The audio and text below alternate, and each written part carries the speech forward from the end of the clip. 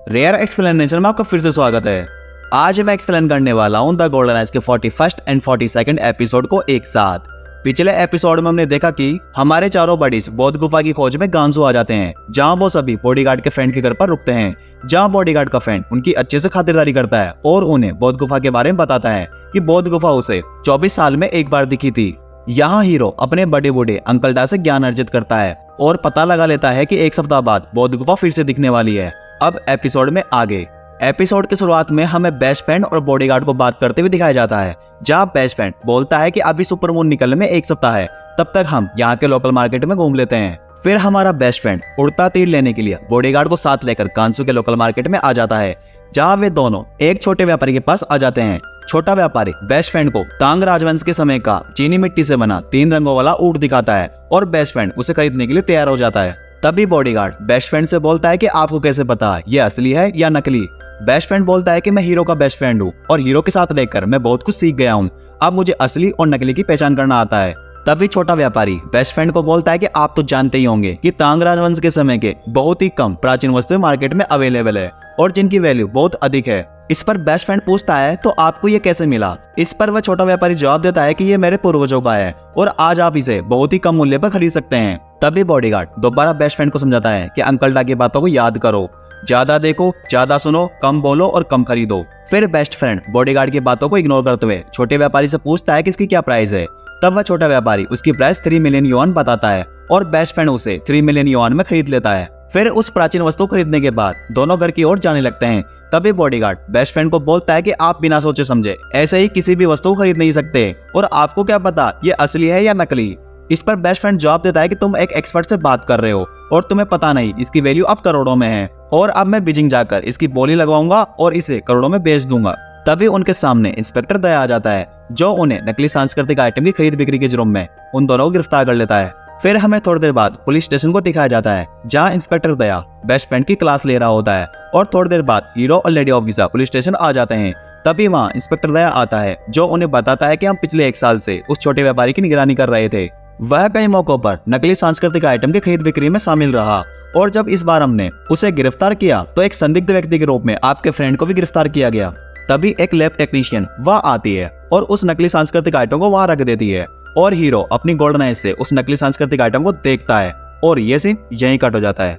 फिर हमें थोड़ी देर बाद हमारे तीनों बडीज को बात करते हुए दिखाया जाता है, जहाँ हीरो और लेडी ऑफिसर बेस्ट फ्रेंड की ले रहे होते हैं। तभी बेस्ट फ्रेंड बोलता है कि मैंने जब उस चीनी मिट्टी से बने 3 रंगों वाले ऊंट को देखा तो मुझे वह एकदम असली दिखाई दे रहा था और वह नकली कैसे हो सकता है, मुझे तो अभी भी समझ में नहीं आ रहा। इस पर हीरो जवाब देता है कि वह किसी व्यक्ति के हस्तकला की बेहतरीन कलाकृति है, जो सामान्य व्यक्ति द्वारा देखे जाने पर एकदम असली लगती है, जिसे देखकर आसानी से कोई भी धोखा खा सकता है। और एक बार तो मुझे भी वह असली दिखाई दे रही थी, परंतु जब मैंने अपनी गोल्डन आई से उसके अंदर देखा तो मुझे भी उसमें उस व्यक्ति के सिग्नेचर दिखाई दिए, जिसने फेंग नाम अपने सिग्नेचर रूप में लिख रखा था।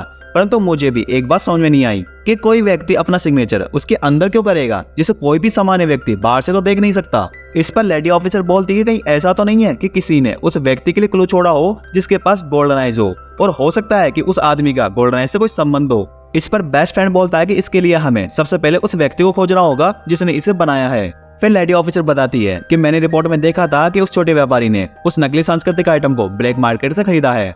फिर हमें नाइट का सीन दिखाया जाता है, जहां हमारे चारों बडीज ब्लैक मार्केट में जाने के लिए एक सुनसान जगह पर आ जाते हैं, जहां बेस्ट फ्रेंड बॉडीगार्ड से बोलता है, हमने तो ब्लैक मार्केट में चलने के लिए कहा था भाई, तुम तो हमें भूतों के मार्केट में ले आए। इस पर बॉडीगार्ड बोलता है कि और जैंग ने बताया है कि सारे इलीगल काम ऐसी ही जगह पर होते हैं। फिर लेडी ऑफिसर बॉडीगार्ड को बोलती है कि आप बाहर रहकर ध्यान रखें और कहीं पर भी मामला बिगड़ता हुआ दिखाई दे तो आप पुलिस को कॉल कर दे। फिर हमें हमारे तीनों बडीज को दिखाया जाता है, जो ब्लैक मार्केट में आ जाते हैं, जहाँ हीरो को एहसास होता है कि उनका कोई पीछा कर रहा है। फिर हमें दिखाया जाता है कि उनका पीछा ब्यूटीफुल लेडी कर रही होती है, जो अपने पिता को यहाँ की सारी घटना के बारे में बता रही होती है। यहाँ हमारे तीनों बडीज ब्लैक मार्केट में घूम रहे होते हैं। तभी उन्हें एक व्यापारी के पास वही नकली सांस्कृतिक आइटम दिखाई देता है और बेस्ट फ्रेंड उस व्यापारी के पास जाकर पूछता है कि आप मुझे ये बताएं कि आपने ये आइटम कहाँ से खरीदा और मैं आपको मुंह मांगी कीमत चुकाने के लिए तैयार हूँ। इस पर वह व्यापारी जवाब देता है कि यह हमारे नियमों के विरुद्ध है और बेस्ट फ्रेंड को डांट कर बेच देता है। तभी बेस्ट फ्रेंड वहां से वापस हीरो और लेडी ऑफिसर के पास आ जाता है। फिर लेडी ऑफिसर बोलती है कि अभी थोड़ी देर में गुड मॉर्निंग होने वाली है और जैसे ही ये अपनी दुकान बंद करके जाने लगेगा तो हम इसका पीछा करके पता लगाएंगे कि ये नकली सांस्कृतिक आइटम कहाँ से खरीदता है। और फिर सभी गुड मॉर्निंग होने का वेट कर रहे होते हैं। और थोड़ी देर बाद वह व्यापारी अपनी दुकान बंद करके जा रहा होता है और उसका पीछा हमारे तीनों बडीज कर रहे होते हैं। फिर हमें दिखाया जाता है कि वह व्यापारी अपने साथ कई सारी गुंडों को ले आता है जो हमारे तीनों बडीज को चारों तरफ से घेर लेते हैं और यह व्यापारी उनसे पूछता है कि तुम मेरा पीछा क्यों कर रहे थे। इस पर हीरो जवाब देता है कि तांग राजवंश का जो सांस्कृतिक आइटम आप बेच रहे हैं वह नकली है और मैं इस बात को साबित कर सकता हूँ। तभी वह व्यापारी बोलता है कि अगर तुम लोगों ने किसी भी प्रकार से मुझे बेवकूफ बनाने की कोशिश की तो मैं तुम लोगों को यहीं पर मार दूंगा। और यह बोलकर वह नकली सांस्कृतिक आइटम को हीरो को दे देता है और हीरो उस आइटम को लेकर उसे तोड़ देता है और उसमें से उस सिग्नेचर को दिखाते हुए बोलता है कि अब तुम्हें समझ में आया कि यह नकली आइटम है। तभी वह व्यापारी उन सब पर भड़क जाता है और हमला कर देता है। तभी वहां पर पुलिस आ जाती है और उस व्यापारी और उसके आदमियों को पकड़ लेती है और वह व्यापारी उन्हें बोलता है कि बॉस ली ने मुझे धोखा दिया और यह सीन यहीं कट हो जाता है। फिर हमें और जेंग के घर को दिखाया जाता है जहाँ पर हमारे चारों बडीज बैठे होते हैं। यहाँ लेडी ऑफिसर उन सबको बताती है कि उस व्यापारी ने बताया है कि वह बॉस ली को पर्सनली नहीं जानता है और ना ही उसके पास बॉस ली के मोबाइल नंबर है। इस पर हीरो बोलता है कि मैंने ओल्ड जेंग को बॉस ली के घर का पता लगाने के लिए भेजा है और यह सीन यहीं कट हो जाता है। फिर हमें नेक्स्ट डे मॉर्निंग का सीन दिखाया जाता है जहाँ पर हमारे चारों बडीज एक गांव में आ जाते हैं। यहाँ पर बेस्ट फ्रेंड बाकी तीनों से बोलता है कि बॉस ली से मिलने से पहले अपनी ड्रेस चेंज कर लो, उसे लगना चाहिए कि हम रईस आदमी हैं। फिर हमें थोड़ी देर बाद यह दिखाया जाता है कि हीरो और लेडी ऑफिसर बॉस ली के घर पर बैठे होते हैं और यहाँ हीरो अपनी गोल्डन आइज से उस नकली सांस्कृतिक आइटम को देख रहा होता है जहाँ उसे उस व्यक्ति की झलक दिखाई देती है जो इसे बना रहा होता है। फिर हमें चाइना के लालू प्रसाद यादव यानी बॉस ली को दिखाया जाता है और 41st एपिसोड इसी सस्पेंस के साथ यहाँ समाप्त हो जाता है। 42nd एपिसोड की शुरुआत में हमें हीरो और बॉस ली को बात करते हुए दिखाया जाता है जहाँ हीरो बॉस ली से बोलता है कि मैंने सुना है कि आपके पास तांग राजवंश के समय की असली प्राचीन वस्तुएं रखी हुई है और आपने जो अभी सैंपल दिखाया है वह वाकई बहुत सुंदर है। मेरे पिता को तांग राजवंश के समय की प्राचीन वस्तुएं काफी पसंद है और मैं इसके लिए अब तक पूरी दुनिया घूम चुका हूँ, परंतु मुझे ऐसी प्राचीन वस्तुएं अभी तक कहीं नहीं मिली और मैं अपने पिता की खुशी के लिए आपसे सारी प्राचीन वस्तुएं खरीदना चाहता हूँ। क्या आप सारी प्राचीन वस्तुएं मुझे बेच सकते हैं? इस पर बॉस ली जवाब देता है कि आप अपने पिता की एक काबिल संतान हैं, परंतु मेरे पास बहुत ही कम प्राचीन वस्तुएं बची हुई हैं और जैसा कि आप जानते भी हैं कि तांग राजवंश के समय की बहुत ही कम प्राचीन वस्तुएं मार्केट में अवेलेबल है और इसकी खोज के लिए आप पूरी दुनिया घूम चुके हैं, इसलिए आपको तो पता ही होगा। तभी लेडी ऑफिसर बॉस ली को बोलती है कि हम अच्छे बच्चे हैं और अपने बड़ों को खुश देखना चाहते हैं, इसलिए आप पैसे की चिंता मत कीजिए। यहाँ लेडी ऑफिसर बोल तो ऐसे रही है जैसे सारे पैसे उसी के हो।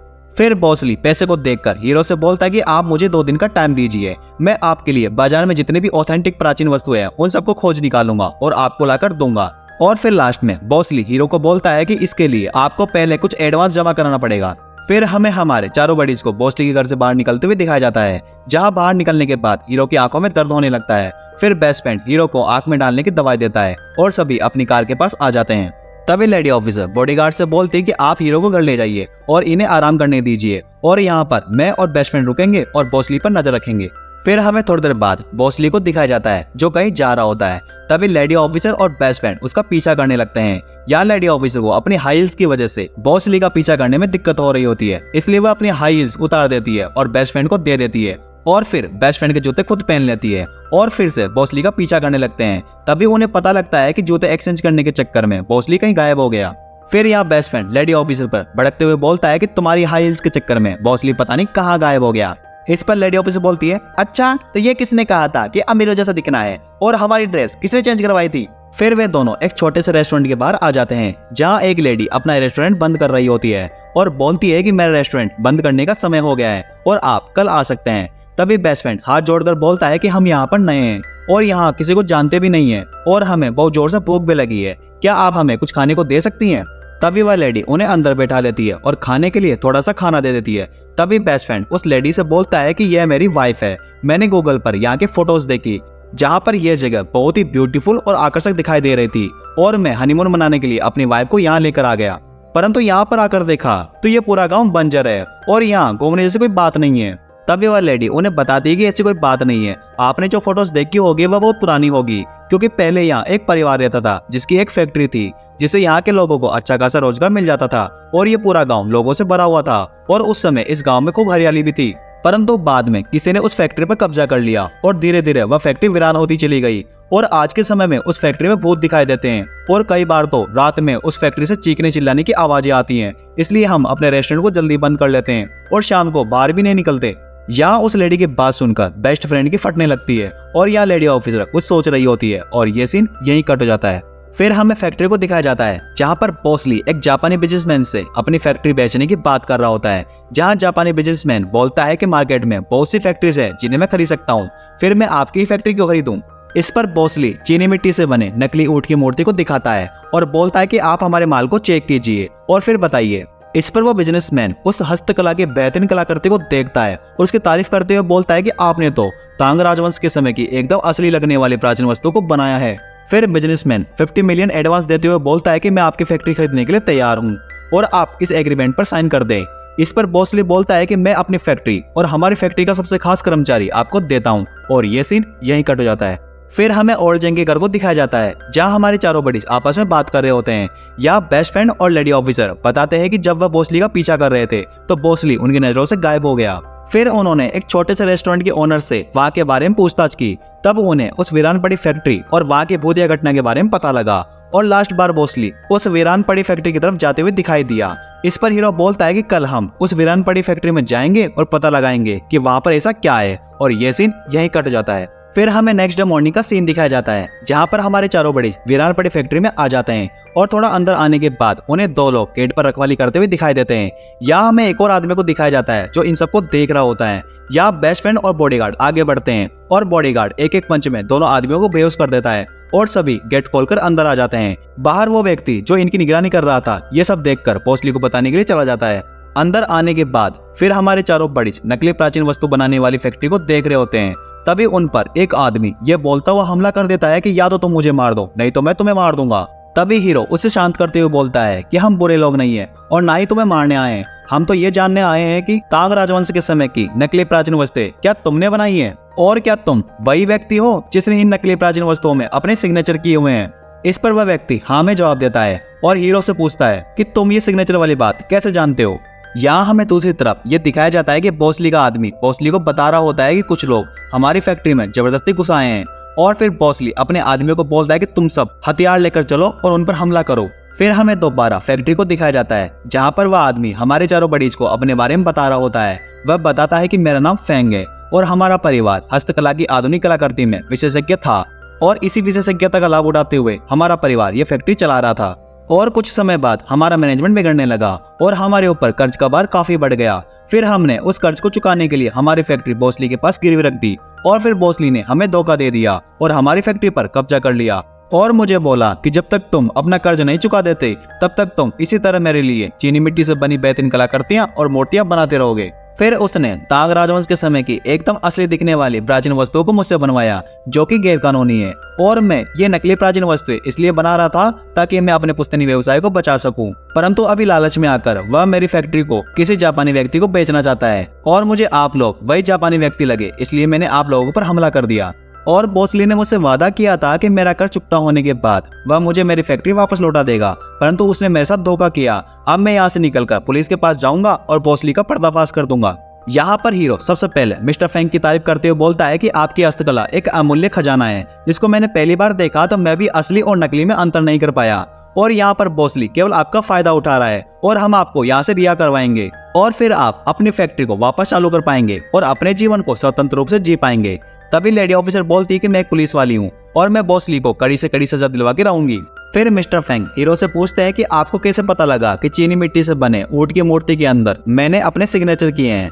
इस पर हीरो जवाब देता है कि मैंने गलती से एक मूर्ति को तोड़ दिया था जिससे मुझे पता लगा कि अंदर किसी ने सिग्नेचर किए हैं। यहाँ पर ये सब ऐसे ही बातें कर रहे होते हैं तभी बॉसली के आदमी वहाँ आ जाते हैं और इन सबको चारों तरफ से घेर लेते हैं और फिर बॉसली इन सबको बंदी बनाकर ले जाने लगता है। तभी हमें दिखाया जाता है कि बॉसली ने पूरी फैक्ट्री को जला दिया होता है। यह देखकर मिस्टर फेंग बॉसली पर गुस्सा हो जाता है और बोलता है कि तुम मेरी फैक्ट्री को जला नहीं सकते। इस पर बॉसली बोलता है कि तुम चिंता मत करो, मैं तुम्हारे लिए नई फैक्ट्री बनवाऊंगा और वैसे भी जब तक पुरानी फैक्ट्री जलेगी नहीं तब तक नई फैक्ट्री बनेगी कैसे। इस पर मिस्टर फेंग बोलते हैं कि मैं अपनी पुश्तैनी फैक्ट्री को बचाने के लिए तुम्हारे लिए काम कर रहा था और अब तुम मेरा फायदा नहीं उठा सकते। और यह बोल मिस्टर फेंग अपने आप को छुड़ाकर भागते हैं और एक वैन के दरवाजे में अपना हाथ फंसाकर अपने ही हाथ को तोड़ने लगते हैं। और यहाँ पर लेडी ऑफिसर और बॉडीगार्ड मामले को बिगड़ता हुआ देख उन सब पर अटैक कर देते हैं और एक बार फिर से अपनी बेहतरीन फाइट को दिखाते हुए उन सब की एक एक करके धुनाई करने लगते हैं। तभी कुछ गुंडे हीरो को मारने लगते हैं और उसी समय ब्यूटीफुल लेडी भी वहां आ जाती है और हीरो को बचाती है और हीरो के हाथ खोलने लगती है। तभी पुलिस भी वहां आ जाती है और बॉसली को पकड़ लेती है फिर लेडी ऑफिसर ब्यूटीफुल लेडी को पकड़ लेती है। तभी ब्यूटीफुल लेडी अपने आप को छुड़ाकर वहां से भाग जाती है और उसी समय उसकी जेब में से नकली झिंगुर वहीं गिर जाता है और ये सीन यहीं कट जाता है। फिर हमें पुलिस स्टेशन को दिखाया जाता है जहाँ पर इंस्पेक्टर दया इस केस में उनकी मदद करने के लिए लेडी ऑफिसर और हीरो को धन्यवाद बोलता है और फिर यह सीन भी यहीं कट जाता है। फिर हमें थोड़ी देर बाद ब्यूटीफुल लेडी को दिखाया जाता है जो अपने होटल रूम पर आकर नकली झिंगुर को खोज रही होती है। पहले वह अपने पूरे होटल रूम में नकली झिंगुर को खोजती है और उसे वहां न पाकर वह पागल सी हो जाती है। फिर उसे याद आता है कि कहीं नकली झिंगुर उस फैक्ट्री के बाहर तो नहीं गिर गया और फिर उसे ढूंढने के लिए उस फैक्ट्री के बाहर तक आ जाती है, परंतु उसे नकली झिंगुर कहीं नहीं मिलता। और ये पूरा सीन देखकर हमें ये पता लगता है कि ब्यूटीफुल लेडी हीरो को कितना चाहती है और ये सीन यहीं कट जाता है। फिर हमें मॉर्निंग में हीरो और मिस्टर फेंग को बात करते हुए दिखाया जाता है जहाँ हीरो मिस्टर फेंग को बताते हैं कि पुलिस ने बॉस ली को गिरफ्तार कर लिया है और आपको इस केस में निर्दोष पाया है और अब आप स्वतंत्र रूप से अपना जीवन जी सकते हैं। इस पर मिस्टर फेंग हीरो को धन्यवाद देते हुए बोलते हैं कि आपने मेरी बहुत बड़ी मदद की है।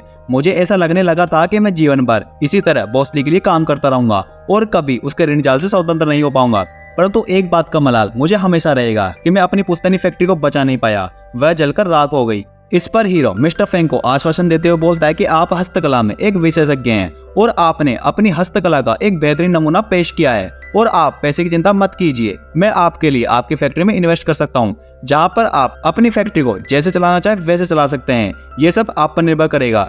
यहाँ पर ये दोनों ऐसे ही बातें कर रहे होते हैं तभी वही जापानी बिजनेसमैन वहाँ पर आ जाता है और हीरो यहाँ से उठकर चला जाता है। तभी वही जापानी बिजनेसमैन मिस्टर फेंग को बताता है कि मैं आपको जापान ले जाने के लिए आया हूँ जहाँ पर मैं आपके लिए एक नई फैक्ट्री को बनवाऊंगा जहाँ पर आप अपने अनुसार काम कर सकते हैं और आपकी फीस सालाना $3 मिलियन से कम नहीं होगी। इस पर मिस्टर फेंग उस बिजनेसमैन को बोलते हैं कि आप यहाँ से जा सकते हैं, मैं अपनी मातृभूमि और अपने देश को छोड़कर कहीं नहीं जाऊंगा।